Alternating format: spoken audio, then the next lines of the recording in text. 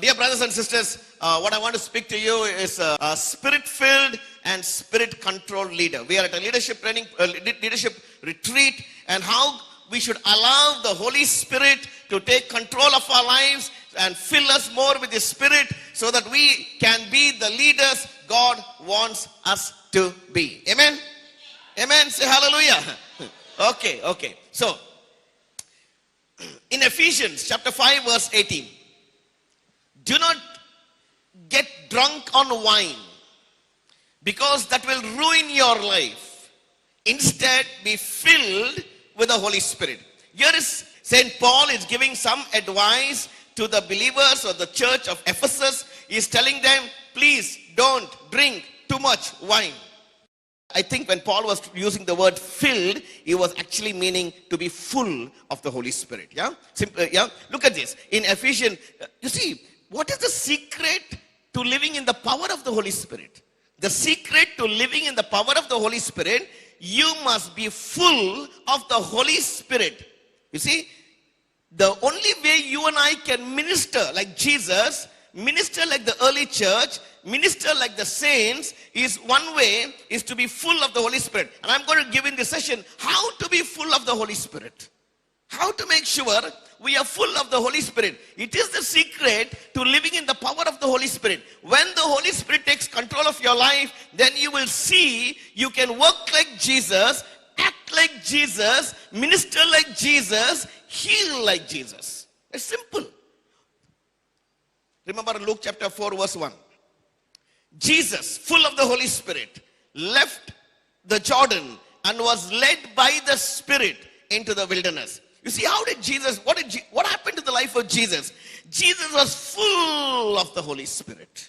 And because he was full of the Holy Spirit, Jesus could work the way he worked. He never got tired. Amazing, isn't it? He never took one day sick leave. Have you noticed it? Jesus. Yeah? No. Why? I'm just thinking why. Simply because he was full of the Holy Spirit. Same with you and me. When we are full of the Holy Spirit, then we can be like Jesus, live like Jesus, operate like Jesus, and minister like Jesus. Remember Acts chapter 1 verse 8, it says, you will receive power when the Holy Spirit comes upon you. Amen? Say hallelujah. What will you receive? Power. And who is this power? Holy Spirit. It is not some cosmic power. No. It is the Holy Spirit. You will receive power when the Holy Spirit comes upon you. So we should exhibit power in our lives. I'm just thinking, do you remember the life of Peter? In Acts chapter 5, after Pentecost, Peter was full of the Holy Spirit. What happened to him? You see, it says in Acts chapter 5, Peter's shadow healed people. Amazing. People used to bring, brought people, sick people, laid them on the streets, and they were hoping the shadow of Peter will fall on them. And when the shadow of Peter fell on them, they got healed. Wow. Where did he get this power? What happens to our shadow, you know? Why? Is Peter the favorite son of God? God has no favorites. He is no respecter of people. How did Peter suddenly get this power? How did he get it? I want to tell you that a little later. Look at St. Paul. The Bible says St. Paul was full of the Holy Spirit. And what did St. Paul do? He took a handkerchief or a cloth piece, prayed on it, sent it to all the churches. Whoever touched that cloth piece was healed. Amen? Hallelujah. Hallelujah. Why? I'm asking you why. How could they be like this? Why are some Christians today powerless? No power. No power even to heal your own body. Leave alone others. No power over sin. No power over illness. No power over fear. No power over a curse. Why? Why? The same Holy Spirit that came upon the early Christians, the same Holy Spirit that filled the life of Peter and Paul and everybody else is in you. Amen? It's in you and me. Same Holy Spirit. So how to tap that power? In 2 Timothy chapter 1 verse 6, Paul is giving an advice to Timothy, his first disciple, right? Paul is giving an advice to Timothy, his first disciple. What is Paul telling Timothy? He's telling Timothy, stir up the gift of God which is in you. Look at that. He's saying, stir up the gift of God that is in you. What does it mean? Every one of us, the gift of God we have received is the Holy Spirit. He says, stir it up. The Bible says, right? The Catholic Church says, all Catholics, through baptism, have received the Holy Spirit. Amen? Say hallelujah. Good news. That's the good news. Some people think only charismatics have received the Holy Spirit. Totally wrong. Totally wrong. Every Catholic has received the Holy Spirit, and every Catholic, whether he is charismatic or not charismatic, must live in the power of the Holy Spirit, because the Spirit of God was given to them. So we can do it. So he's telling Paul is telling Timothy, stir it up. What does he mean? Yes, since baptism, everybody has received the Holy Spirit, right? Am I right? Have you been baptized? Hello? Yeah, all of us, yeah. If I give you a cup of tea with sugar to drink, how will it taste? It won't taste sweet. Hello, women, you should know better than men. It will not taste sweet. If you want it to taste sweet, you must stir the sugar in the cup. It's only when you stir the sugar in the cup, you see what will happen when you stir the sugar in the cup? The sugar, that flavor, it sweetens the tea. And then when you drink the tea, you will say, wow, Taj. It tastes good. Insipid otherwise. It's insipid, not stirred. So Paul is telling Timothy, he's reminding Timothy in 2 Timothy chapter 1 verse 6, hey Timothy, stir it up. You want to live the Christian life? You want to be like Jesus? You want to follow his life? You want to work like Jesus? Stir up the gift. Stir it up. How to stir it up? Yeah, that's a good question. Yeah, we're going to do it. I think we should do it, right? Stir it up. If you don't stir it up, the Holy Spirit is in you, is inactive. He'll become very inactive in your life. He'll not active. So when the Holy Spirit is inactive in your life, everything in the Christian religion will become meaningless, dry, boring. Correct? No? Yeah. No interest.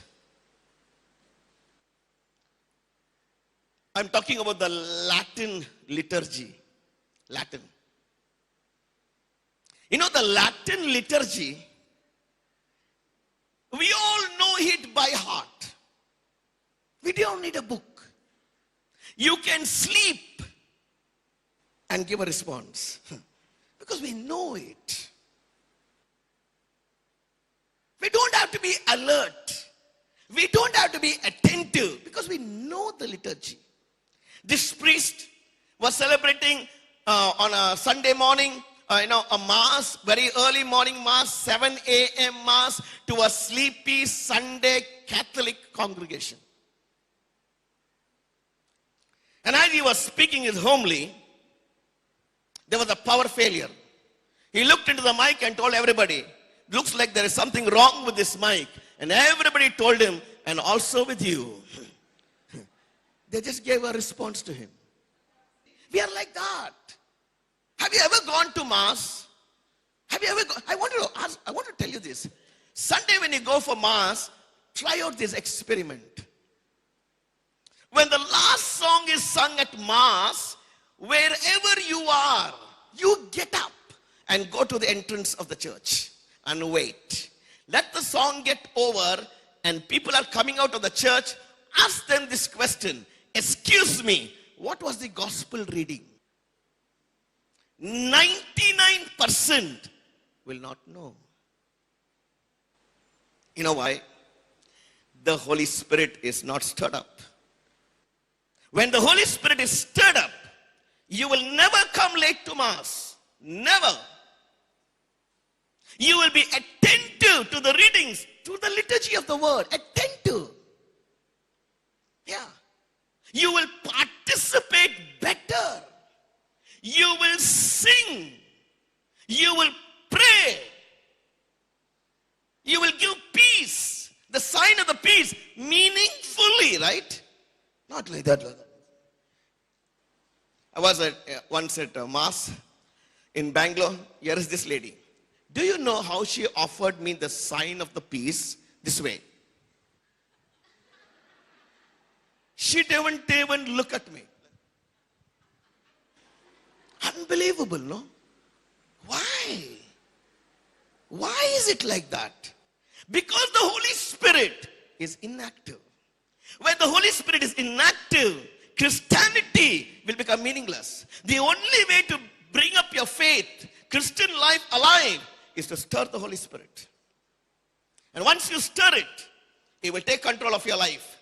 So, how to stir the Holy Spirit?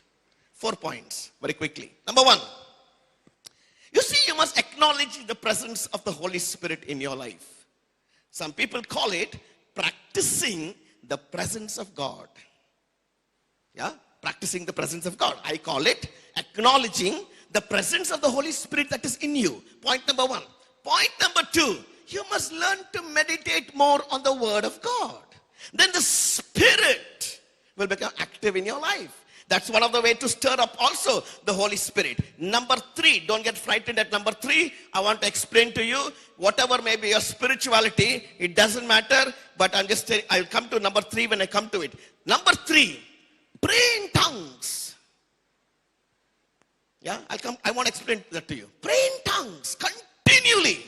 And number 4, become kingdom conscious. What will make you kingdom conscious? I put there 2 plus 3. That is, meditate on the Word of God, pray in tongues, you'll become kingdom conscious. You will not get distracted. You will get focused on Jesus. Focus on the kingdom of God. You will put God first. You'll put the kingdom of God first. Why? Because now, through the action of the Holy Spirit, because you acknowledge the Holy Spirit, you meditate on the Word of God, you pray in tongues, your mind is getting renewed. So, let's take one at a time. Point number 1. Acknowledge the presence of the Holy Spirit. You know, Romans chapter 8 verse 9. Please, sisters and brothers, read Romans 8 when you go home. Yeah? Read Romans chapter 8. Please. It's one of the best chapters written in the Bible. Please. Yeah? You will learn how to live a life in the Spirit. The whole chapter is about living a life in the Spirit. In Romans chapter 8 verse 9, look at it, what St. Paul is saying. You are not controlled by your sinful nature anymore. Amen. Hallelujah. Your sinful nature doesn't control you. What controls you is the Spirit of God. Why? You stirred him up. If you don't stir up the Holy Spirit, you will be prone to sin. You will fall into sin. Why? Sin has dominion over your life. So how to make sure that sin has no more dominion in my life? Stir up the Holy Spirit. Make him more active. Not your sinful nature. Make sure the Spirit within you becomes more active. It dominates your life and kills the inclination of the flesh. You are not controlled by your sinful nature. You are controlled by the Spirit. If you have the Spirit of God living in you, and we have the Spirit of God living in us, make it active, you are saying. You will not fall into sin. You can resist temptation because the Holy Spirit now is active in your life. 1 Corinthians chapter 3 verse 16. What does 1 Corinthians chapter 3 verse 16 says? Your body is the temple of the Holy Spirit. Hallelujah. Hallelujah. Your body is the temple of God. So where is God? Where is God? God is in you. He's not outside you. He is with you and in you. Your body is the temple of the living God. God's presence is in you. God's peace is in you. God's joy is in you. His gentleness is in you. Self-control is in you. Wherever you go, the presence of God will go with you. You know why? Your body is the temple of the Holy Spirit. You will stop praying. Lord, are you with me? You'll stop praying because now you realize God is in you. You will stop praying, Lord, have you abandoned me? You will not pray like that. Why? Because now you realize God is in you. So you don't have to search for God. You don't have to search for God anymore. Hallelujah. Say hallelujah. Why? Jesus came. When Jesus came, search ended. Search ended. You don't have to search for God. You want to search for God? You must look within yourself. God is in you. It's not outside you. And that realization, if it comes, it will change your life and take you to the next level in your walk with God. Amen? Sin will not have dominion over your life. Sin will not control your life. The Spirit of God, which will become active now by the stirring, will control your life. Acknowledging the presence of the Holy Spirit. 1 John chapter 4 verse 4. Beautiful scripture. 1 John chapter 4 verse 4 says, greater is he that is in you than he that is in the world. Hallelujah. Say hallelujah. When you realize this, that greater is he that is in you, the Holy Spirit, than he that is in the world, Satan, you will live a life of victory. Amen. You will not be worried about some curse. You will not be worried what someone told you. You know why? Greater is he that is in you than he that is in the world. And you will live a victorious life. You will live the life of a victor. You will never be a victim in your life. Never. Hallelujah. Hallelujah. That is how we should live as children of God. We are called the children of God. And God has given you and me dominion. What does dominion mean? Rule. Genesis chapter 1 verse 26. He made man in his image and likeness. You know why God made us in his image and likeness? Next sentence says, to rule over everything else. And you get to know this. God has given you and me authority. We're not simple people. We're extraordinary people. Because the Holy Spirit dwells within us. The Holy Spirit dwells within you. So stir up the gift. Yeah. Acknowledge the presence of the Holy Spirit. So, how to stir up this gift? You know, once I was praying, I was preaching at a parish. And you know how parish people are. They just come, they listen. And a lot of my retreats today is focused on the Holy Spirit completely. So I was praying. I said, Lord, how can I communicate? How can I help these people to stir up the gift of God that is in you? I don't want to pray for people. I can't pray for 5,000 people. And the Holy Spirit, that's why I want to tell you, sisters and brothers, please develop a good relationship with the Holy Spirit. Please. Pray to him more. The Holy Spirit is the forgotten person of the Trinity. You know that? And don't ever make that mistake. Pray more to the Holy Spirit. We pray to everybody under the sun, isn't it?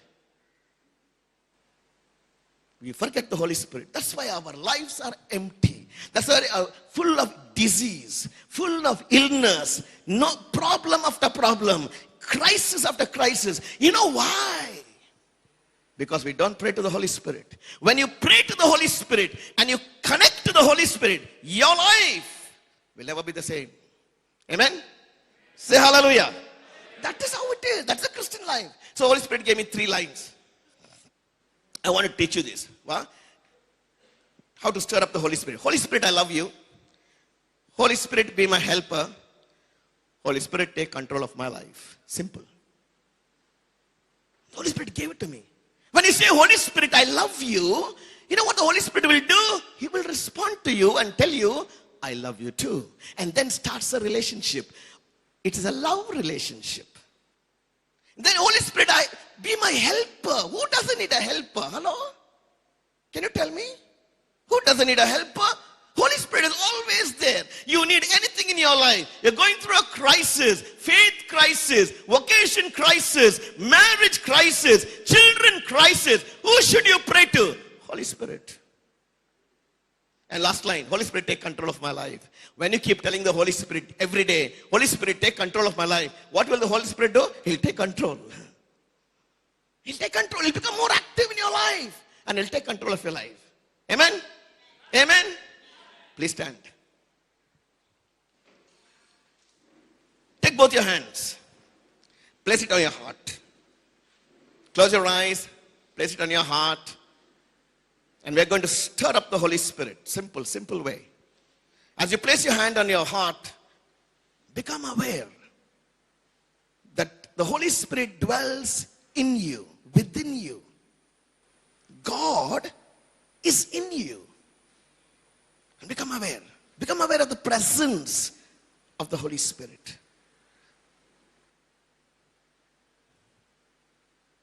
Say this after me. Holy Spirit, I love you. Holy Spirit, be my helper. Holy Spirit, take control of my life.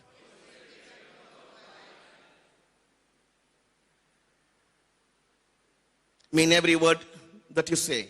Holy Spirit, I love you. Holy Spirit, be my helper. Holy Spirit, take control of my life. Amen. Please be seated. Thank you. If you pray like this every morning, Holy Spirit, I love you. Holy Spirit, be my helper. Holy Spirit, take control of my life. You know what will happen? The activity of the Holy Spirit will become more and more and more in your life, and He will take control. And once He takes control, amen. You know what will happen? He will put you on the right path. You know what Jesus said in Matthew chapter 7, 1 and 2? There are only 2 paths. Only 2 paths. Broad is the path that leads to destruction. Many will find it. Narrow is the path that leads to life. Few will find it. You know what the Holy Spirit will do? He will put you into the narrow path. That narrow path leads to life, says the word of God. Life. And what will happen suddenly? You experience life. Vitality.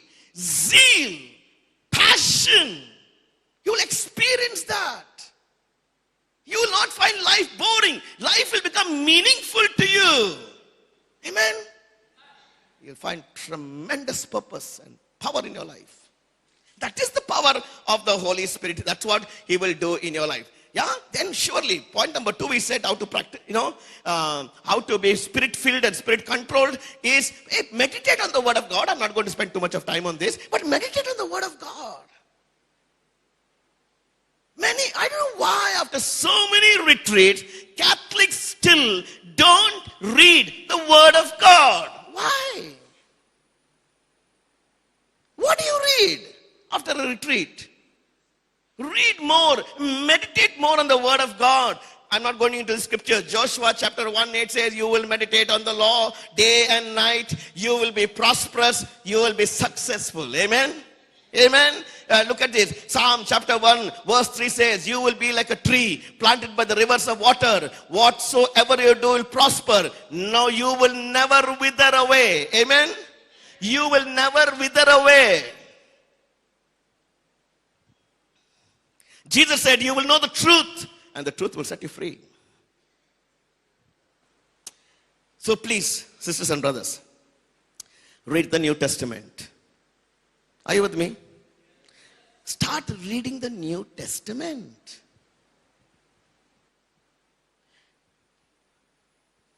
Sisters and brothers, if I give you a book and I tell you, please read this book, which chapter you will start from? Chapter? Correct. You will start from the first chapter, am I right? Correct. I give you a Bible and tell you, please read the Bible. Where will you start from? Chapter 1. People don't tell us how to read the Word of God. They are only telling us the importance of the Word of God and how to read it, sir. So you give a Bible, please read it. So he took Genesis, then he went to Numbers, then he went to Leviticus, then he went to Exodus. I am not against it. It is the Word of God. But read the gospel. It is the life of Jesus Christ. You know what Jesus said? In John 6:63. The words I speak to you, they are spirit and they are life. The words of Jesus. Read the new gospel. Read the letters of St. Paul. Read the New Testament once, twice, thrice. Then go to the Old Testament. Then Old Testament will become meaningful. I want to have a clue. We are privileged people to live in the New Testament. You know that? When you get to heaven, look for Moses. Ask Moses, Moses, if you were ever given a choice to live in the Old Testament or in the New Testament, what would you like? You know what he'll say? New Testament. We are living in the New Testament and looking at the Old Testament. What kind of people we are? Hello. The Old Testament people were looking to the New Testament. The Messiah is coming. The Messiah is with us. Read it.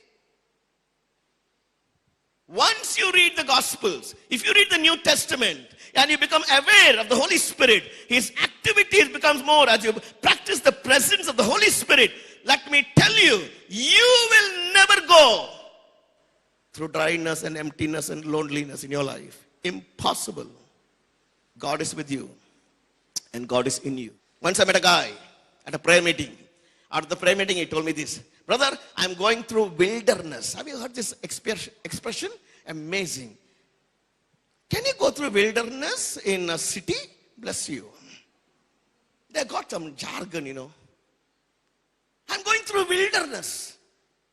I asked him, do you come to this prayer meeting? Yes, brother, I am coming to this prayer meeting for the last 3 years. I asked him the next question, do you read your Bible? Because if you read your Bible consistently and every day, you cannot experience wilderness. Impossible.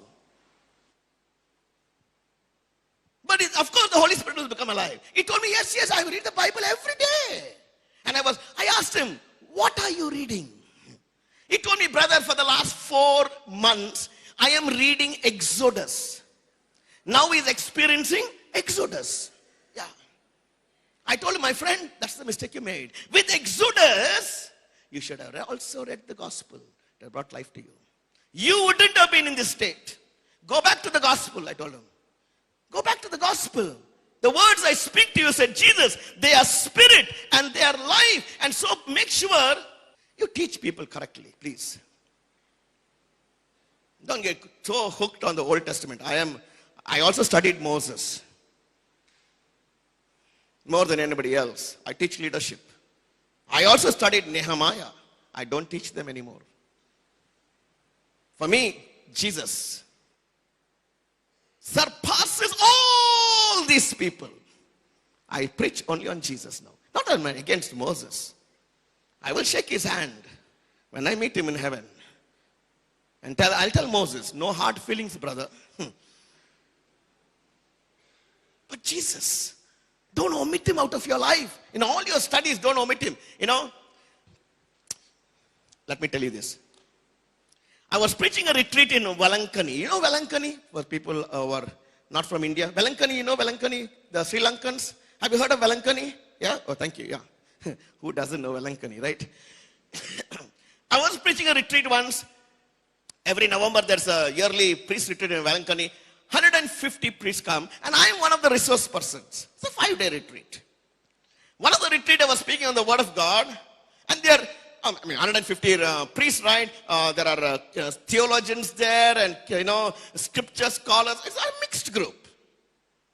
So, and I was preaching on the Word of God. I told them, all the priests, please stop reading Old Testament. I was communicating the same point to them. That's all. And after the talk was over, I expected trouble.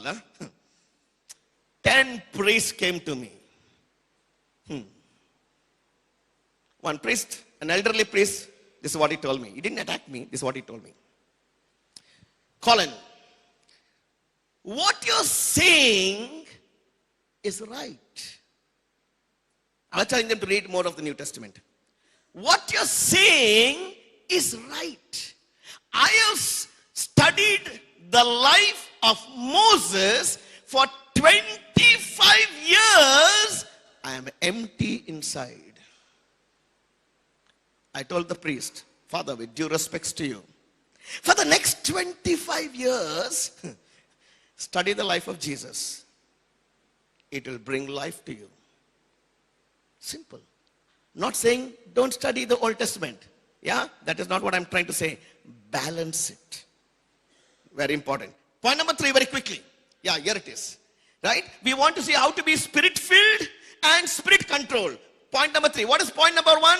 Becoming aware of the presence of the Holy Spirit. Practicing the presence of God. Point number 2, meditating on the Word of God. Point number 3, praying in tongues. Now I want to tell you. You can pray how you want. Hello? I don't know your spirituality. Yeah, sisters? Yeah, fathers? Pray how you want. But let me tell you this. I have been praying for 44 years. The day Jesus touched my life, in the year 1976, consistently every day, I have spent time in personal prayer and quiet time. I had this desire for greater intimacy with God. So if anybody in my city was speaking about prayer, I'll be there making notes. If he gave a method of prayer, I go home and practice it. Let me tell you the truth. In the last 5 years of my life, I only pray in tongues. I don't pray in English. I only pray in tongues. And let me tell you, I have never found so much of power, conviction, authority, and power in my life. Amen? Say hallelujah. You're free to follow your spirituality. But when you follow spirituality, as I told you yesterday, if your method of prayer does not change your life, change the method of prayer. Find power. If you don't get a breakthrough through prayer, change your method of prayer. And that's why 1 Corinthians 14, I'm not going into this. Last retreat for priests and religious here, I preached on the gift of tongues. 2 retreats, 2 talks, and I prayed for them on the stage. 200 people were there. I told them, optional, sir. Optional. I'm going to pray for you. If you don't want to receive the gift of tongues, you can leave the hall because it was tea time. From this stage I prayed. In 5 seconds, 198 priests, religious and lay leaders prayed in tongues. Everybody. Hallelujah. You know what the priest told me? The priest came and told me, brother, nobody tells us these things. How come? We've forgotten the gifts. Please read 1 Corinthians chapter 14. Yeah? We don't have much time here. Yeah? Understand it better. Gift of tongues is called the entry gift, you know. What a nice word. It is called the gateway to all the gifts. What does it mean? Through the gift of tongues, all of the charisms will flow into your system. You know, look at Romans 8 verse 11.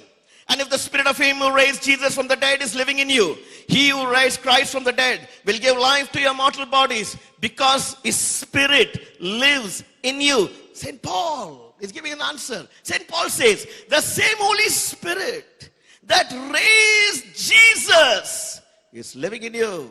Amen? Come on, say amen. Good news. The same Holy Spirit that raised Jesus is living in you.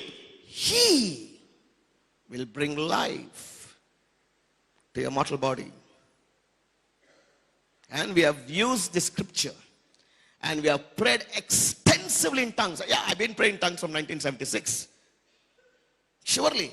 But I never prayed so much. Now I pray 3-4 hours a day in tongues. My wife prays 7 hours a day in tongues. Power. That's how you get your power. You must pay a price. You must pay a price for power. And what is the result? Let me tell you the result. This is my son. His name is Michael. Do you know how my son was born? My son was born with an extensive right brain damage. My son does not have a right brain. Crisis. What happened? Because of his right brain damage, his entire left side became weak. He cannot use his left hand, my son. He cannot hold a ball. My son cannot walk. His left leg is weak. My son used to get 150 seizures a day. You know what seizure is? Like a fit.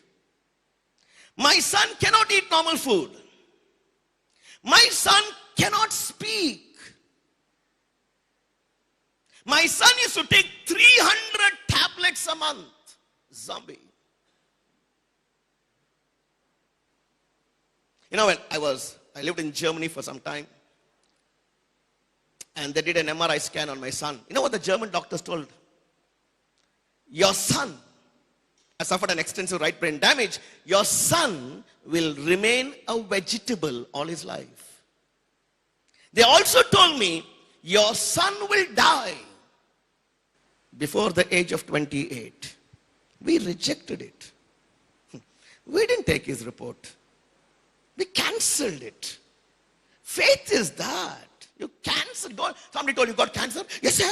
Damar. Next day only. Doctor said 6 months. In 6 days he went. You know why? You don't know how to stand for the Lord. So my wife and myself, we want to tell you this, we give glory to God. I've been praying on Romans chapter 8, verse 11, every day into his life and praying in tongues. What a miracle. Let me tell you the miracle very quickly. When my son was 5 years old, he was scheduled for a major surgery. Yeah? Major surgery. You know what the doctor wanted to do? The doctor wanted to cut him open and disconnect the brain totally. High risk operation. The doctor told us 50-50. He may live, he may die. Which means he can do nothing, no brain. 2007 story. One day, I'm cutting the story short. One day, before the surgery, his seizures stopped. The doctors were stunned. They discharged my son without the surgery. Till today, not a single seizure. Amen. Hallelujah. Hallelujah. Hallelujah. Breakthrough. You want to see the impossible happen in your life? Use the word of God and pray in tongues. My son could not walk for 9 years. Because his legs were weak, he used to move on his knees. He cannot walk. We carried him for 9 years. But we prayed that God, through the action of the Holy Spirit, will bring life into his mortal body. You know what happened? October 2008, we were having dinner at home as a family. My son was moving on the floor on his knees And suddenly, my son just stood up and he walked. My son walks very well now. Say hallelujah. Hallelujah. Hallelujah. My son. So take 300 tablets. You know what is the story today? Zero. Not even maintenance dose. Wiped out. Hallelujah. Power of God. If you learn to pray like this, pray on your body too, you'll get healed. My son is 18 years old now. 18, 1-8. Long journey for us. Long journey. He's still not independent. That's why my wife cannot travel with me. Long journey. My son could not speak for 17 and a half years. Not a word. 6 months back, for the first time in his life, he said, Mama. Hallelujah. How did the breakthrough come? You pray the word of God. You declare the word of God. You confess the word of God. And you pray in tongues. My son, let me tell you, will be restored completely in a short time. Amen? Say hallelujah. That's the story. And then you become, kingdom conscious. How do you become kingdom conscious? As I told you, you become aware of the presence of the Holy Spirit. You meditate on the word of God. You pray in tongues. Romans 12 verse 2. Yeah. Everybody knows this scripture. Look at this. Do not copy. I put the NLT version. Do not copy or practice the behavior of the world, but be transformed with the renewal of the mind, that you may prove the acceptable will of God. Do not copy. You see, how do you know you're getting transformed? How do you know your mind is getting transformed? Your life gets transformed. Amen. Show it, yeah? That means kingdom conscious, yeah? Then we will start living a supernatural life, just like Jesus, early Christians, and all the saints. And you will, become more than a conqueror.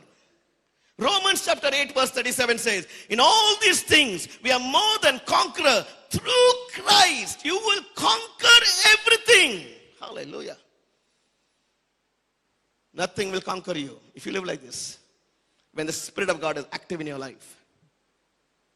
You will triumph over everything in your life. Everything in your life you will triumph. 5 years back, I went for a medical checkup. The doctor examined me and he told me this. Colin, you have high blood pressure. I am forced to put you on a medication. So for the last 5 years, every morning, I've been taking a tab for my blood pressure. One day I was reading the Word of God. And I came across this amazing scripture. Please note it down. Proverbs 18 verse 21. Yeah, Proverbs 18 verse 21. And what does Proverbs 18 verse 21 says? Proverbs 18 verse 21 says, death and life is in the power of the tongue. Death and life is in the power of the tongue. If you're negative, if you say you're a failure, if you say you're no good, you will be like that. If you keep on telling people, I am sick, you will be like that. Change your speech. Death and life is in the power of the tongue. I was excited. This is what I did one day. You may laugh. I got up from my bed and I prayed like this. In the name of Jesus Christ, I command my blood pressure to become normal. I prayed in tongues.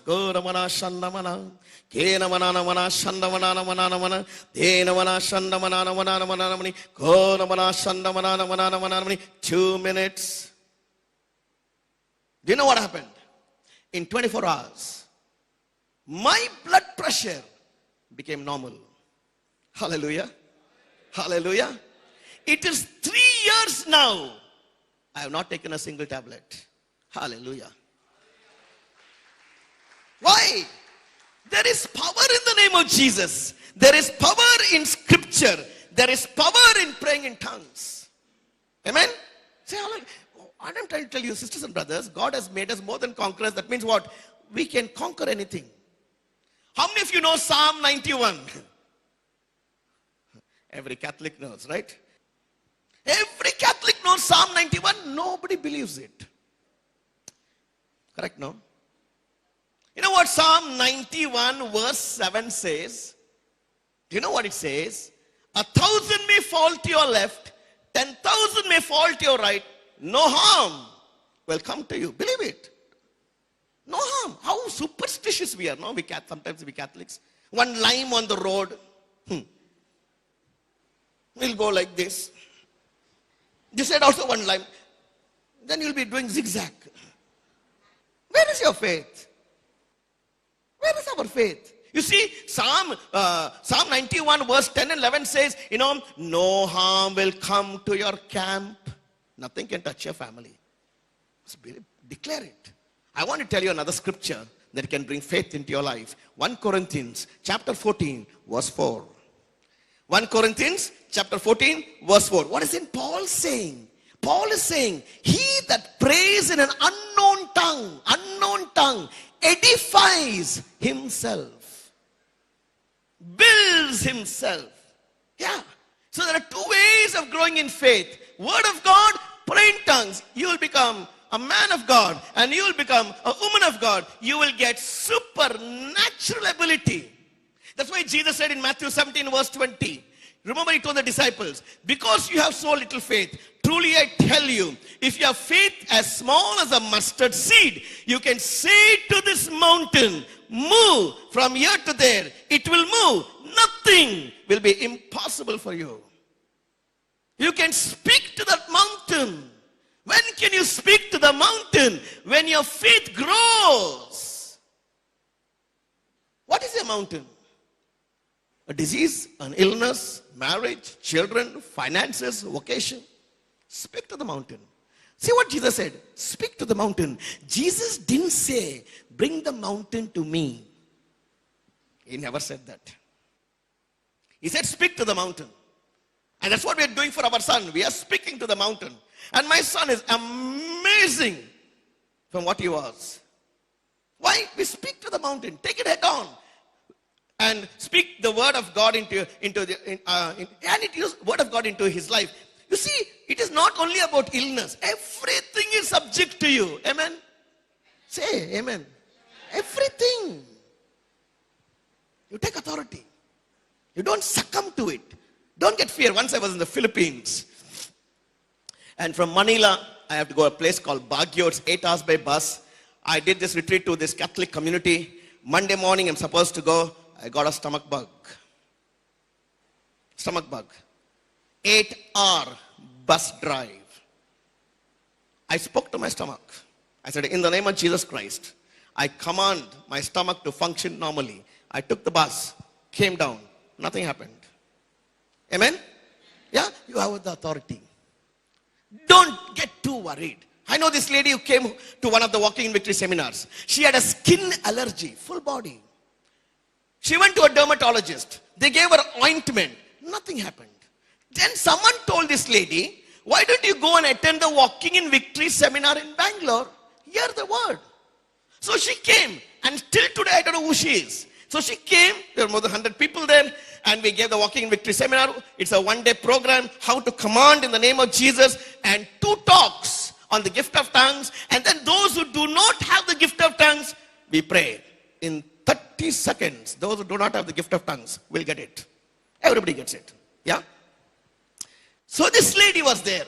She heard the message. She received the gift of tongues and she went home. And the next 6 months, she started commanding her body to become normal and pray in tongues. And in 6 months' time, she got completely healed. You know what she wrote to me? She said, brother, God has given me a new skin. Hallelujah. See, you learn how to pray for yourself. I didn't pray for her. I'm coming from Germany. for the German people. You know what I spoke on? One day, walking in victory. As I'm speaking on the gift of tongues, the Germans are raising their hand. This is what they're telling me. Will you pray for us? I said, sure. We are in the charismatic renewal for 5 years, 10 years. We don't have the gift of tongues. Will you pray for us? I said, sure. And so after the program was over, we prayed for them. In 5 seconds, all of them received the gift of tongues. And they're thanking me. I said, don't thank me, it's impartation. All gifts of the Holy Spirit, all charisms of the Holy Spirit can be imparted. So pray. So I tell everybody, and I want to tell you as I close, I am not here. I tell all the people in retreats, I am not here to give you fish. I am not here to give you fish. I am here to teach you how to fish. If you learn how to fish and use the method that is given in the Word of God, you will start living a victorious Christian life. Amen? I come here for the power every year. I've been preaching here for now in Divine, I think for the last 23 years. I've been preaching in Divine. I don't live here, but I come for special retreats like this. And they call me for the international youth programs every year. And then they have a youth program in May. It's called National. And in July, it's called International. And I am known for one talk for the youth. It's called relationships. Yeah? What relationships? Boy-girl relationships. So I developed a talk like that. And praise God, it's doing extremely well. So one day, when I came, they told me, brother, you must give the talk. I said, sure, it's all ready. But I was inspired to change the title. It was earlier called Christian Relationships. So I said, I'll change the title, Love, Sex, Marriage. Same talk, title change. I changed the title and I went to the chapel to pray. The minute I started to pray, the Holy Spirit told me immediately, wrong title. I said, what's wrong? Love, sex, marriage. I have been to many retreats and I have heard the talk on love, sex, marriage. So I told the Holy Spirit, what's wrong? Good topic. And then the Holy Spirit told me, the order is wrong. It should be love, marriage, and sex. I changed it. How beautiful. How beautiful. It's not love, sex, and marriage. It is love, marriage, and sex. And that is the order designed by God.